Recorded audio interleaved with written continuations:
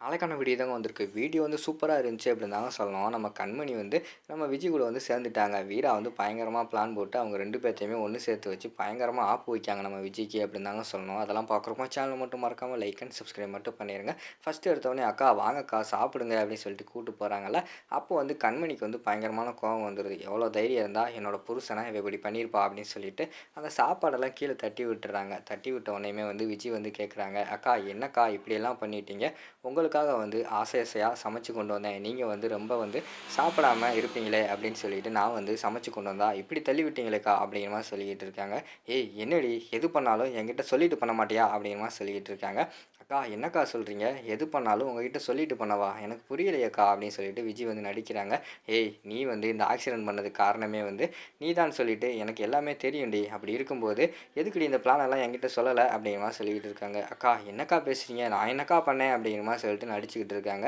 ஏய் எல்லா விஷயமே எனக்கு தெரியும் சரியா? நீ தான் வந்து கா வண்டிய வச்சு கார தூக்க போற அப்படின்னு சொல்லிட்டு எனக்கு நடந்தது, நடக்க போறது எல்லாமே எனக்கு தெரியும். உன்னைய பத்தி தெரியும். அதனால தான் உன்கிட்ட வந்து டைரக்ட்டா வந்து கேட்டுக்கிட்டு இருக்கேன். இங்க பாரு நானும் வந்து அந்த குடும்பத்த கெடுக்க தான் வந்திருக்கேன் சரியா?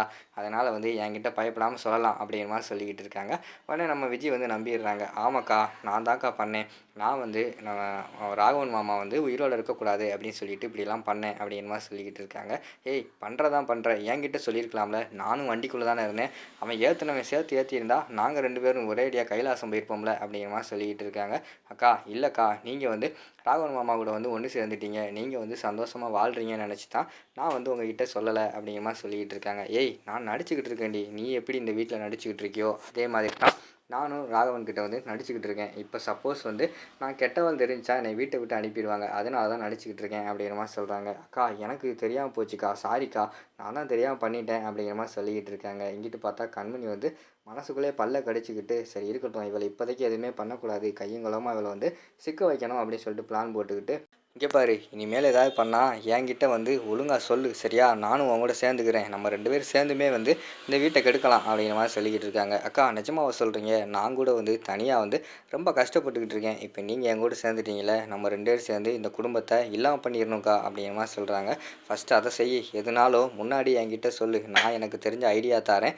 இல்லைன்னா நம்ம 2 பேரும் சேர்ந்துமே சம்பவம் பண்ணுவோம் அப்படிங்கிற மாதிரி சொல்லிக்கிட்டு இருக்காங்க. சரிக்கா நான் பார்த்துக்கிறேன் அப்படிங்கிற மாதிரி சொல்லிவிட்டு சரி வாங்க போவோம்னு சொல்லிட்டு அங்கே போகிறாங்க. ராகவன் வந்து டிஸ்சார்ஜ் பண்ணிடுறாங்க. வீட்டுக்கு கூட்டு போகலாம் ஒன்றும் பிரச்சனை இல்லை அப்படிங்கிற மாதிரி சொல்கிறாங்க. உடனே கண்மணி வந்து ராகவனை வந்து பார்த்து கவனித்து வீட்டுக்கு வந்து கூட்டு வராங்க. கூட்டு வந்தோடனே ராகவனை வந்து பெட்டில் படுக்க வச்சிடுறாங்க. படுக்க வச்ச உடனேயுமே வந்து நம்ம கண்மணி கிட்ட வந்து ராகவன் வந்து கேட்குறாங்க. என்ன கண்மணி ரொம்ப பயந்துட்டியா அப்படிங்கிற மாதிரி சொல்கிறாங்க. என்னங்க நீங்கள் ஆபத்து வருதுன்னு சொல்லிட்டு என்னை நீங்கள் பாட்டில் வெளியில் தள்ளி விட்டீங்க. நம்ம 2 பேரும் அப்படியே அங்கே பழகியிருக்கோம் அப்படி இப்படி சொல்லிட்டு 2 பேருக்கும் எமோஷனல் எல்லாம் பயங்கரமாக போய்கிட்டு இருக்கு.